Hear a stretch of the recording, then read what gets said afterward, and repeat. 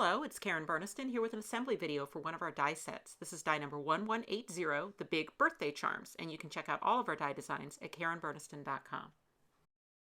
We do have another set of birthday charms, die number 1004. Those ones are very small. They're only about an inch tall. The new Big Birthday Charms are about twice as tall as the original, and they don't duplicate, so you can definitely use those in conjunction. There are 11 individual pieces in the die set that combine to make those 4 charms. And for 5 of the pieces, I would say just choose a color that you like for each of those things and then die cut and pop them out of the die. So they don't really have much of a stencil or emboss feature. But I do want to demonstrate the die cutting of these other 6 pieces because there are some special features of the dies that you may want to take advantage of. You can use any die cutting machine that can accommodate a wafer thin die. This little charm set is a small set, so if you do have a small machine, that could be a great choice. I am using my Dress My Crafts Easy Cut machine. Okay, and I have my machine set up with an embossing sandwich first. So depending on your machine, there is usually a sandwich that you can either get with add-on accessories, or sometimes the pieces just come with the machine to be able to emboss a wafer thin die instead of cutting it. So this is a 2-step process, and you always have the choice as to whether you emboss the die first and then die cut it, or whether you die cut it first and then emboss. And for me, I find that with brand new dies, because the die tends to fall right off the paper after die cutting, I like to do the emboss first because it's really easy to set the dies back into the grooves and then run it back through with a cutting sandwich. And of course that is optional. You can use the dies just to cut the shape. So if you were using pattern paper, then maybe you don't even need to do the emboss step. But if you wanted to, say, have your balloon have some embossed polka dots on it, then you could take advantage of that embossing feature. With or without embossing first, you can also use the dies as stencils. On the birthday candle charm, for example, there is a stencil feature to be able to add stripes to the candle, and I am using a couple different colors of pen to stencil on the stripes. You could also just sponge ink through the die. And the birthday candle is designed both with the stencil and emboss feature so that it will give the illusion of a drop of wax dripping down the side of the candle. And then something I did on the packaging sample for the birthday candle charm is actually used a white gel pen over those stenciled stripes to give more detail. I definitely was less precise with my gel pen today, but you get the idea. I also like to do the 2-step emboss and then cut on the plate die because there are some little dots around the perimeter that look really great, especially if you use a metallic cardstock. The die set also includes a die to cut 2 small birthday candles. And what I like to do on those is just add a piece of washi tape over yellow cardstock and then arrange the die so that the flames are on the yellow cardstock and the rest of the candle is over the washi tape area. And then that gives me that 2-tone candle with just one pass through my machine. Okay, and that completes all of the die cutting of the set. So now I'm ready for assembly. So let's start first with the piece of cake. So for that one, I just put the frosting piece over the cake piece. And so for this example today, I've done a yellow cake with chocolate frosting, but of course that's completely customizable. And then if you'd like your slice of cake to sit on that plate, then just add some glue. I'm using my Lineco Neutral pH adhesive in my fine tip bottle, and we do sell both of those items on our website. I'm also using my quick stick to just pick the pieces up. The die set also includes a tiny little fork. That looks great if you die cut it out of that same silver metallic cardstock. And then with glue, you can put that fork anywhere you like. Maybe it's going to sit kind of on the plate at the base of the cake, or it might look good even stabbed into the cake somewhere. I think it looks nice to add the streamer to the edge of the plate as well. Just adds to the festivity of this little birthday cake. Obviously, this could be a celebratory cake for any occasion. It doesn't have to be for birthday.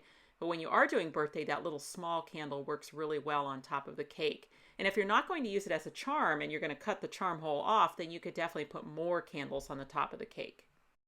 The present charm is just the charm that looks like a tag, which it can be used as a tag as well. So that one will do double duty. But if you want to use it as a present, just put the bow to the top of the package so that the charm hole is kind of right in the center. If you want very crisp polka dots on the balloon, then you would use the die as a stencil and either ink or pen through it. But if you want to have a more subtle polka dot texture, you can actually ink after embossing so that it will pick up darker on the embossed spots, but then you'll also get some of that ink around the edges as well. You could add twine for a balloon string or use the streamer that comes in the set. It doubles as a balloon string as well. You do get a separate flame die to fit the big birthday candle so that you don't have to cut the original birthday candle out of yellow or cut it twice and cut the flame off. You actually have a separate die for that. And it does have a little stencil emboss feature on it so that you can make a little darker section of the flame at the bottom by using that as a stencil. And we offer these little elements as charm sets so that you always have the option to dangle them off of a pop-up using those holes at the top. So that could be using a brad or a jump ring or some twine. But then if you don't want to use them as a charm, it's very easy to just use scissors to cut off the holes at the top and use them as standalone elements. Or another way to do the flame of the candle would be to use glitter paper. And the bow for the present does have that stencil feature as well, so I only embossed it earlier, but if I wanted to add the stenciling, I could just put the die back over the top of the bow and then use a white gel pen to add that detailing. So that is the basic assembly of the Big Birthday Charms. This is the packaging sample for our Little Labels pop-up die set, and you can see how well those Big Birthday Charms fit on that new pop-up. And they're going to look great out of any colors. So a lot of times I'll just match the colors of my charms to the pattern paper and styling that I'm using for the card. And this one is also a Little Labels pop-up card. And I'll leave you with some extra inspiration for the Big Birthday Charms by our talented design team. Kelly Booth is so talented with her Copic markers, and she has shaded the Big Birthday Charms, and I love how she created a tag charm with the birthday candles as cutouts. Here's another card by Kelly Booth using that Little Labels pop-up, but I like how she has the balloon suspended over the opening. For this birthday card by Lois Bach, she's added the slice of cake charm on the front, cutting off the hole so that it's just a standalone element, and then used more of the Big Birthday Charms inside the card. This one uses our oval frames pop-up. If you look closely at this slice of cake, Sandy Diller has done something clever. She's taken the underlying chocolate cake part and put it through the slot on the white icing so that it ends up with a little bit of chocolate on top of the cake as well, and the white just looks like it's piped around the outside. And Sandy has repurposed the flower pivot panel here to say happy birthday to you in text speak along with those Big Birthday Charms. The candle obviously would not have to be used for birthday. This is a great Hanukkah card by Karen Aiken. Karen also made this really pretty sparkly birthday card for one of her granddaughters using the Big Birthday Charms in pastel colors. Kelly Booth used the explosion pop-up for this card, and then she's decorated it with the Bayou animals and those Big Birthday Charms, again with her signature shading. And then finally, a fun birthday card by Lois Bach, where she's used the Big Birthday Charms along with the wine charms. And then on the inside, she's used the photo collage to make a really cool birthday collage with all of those elements.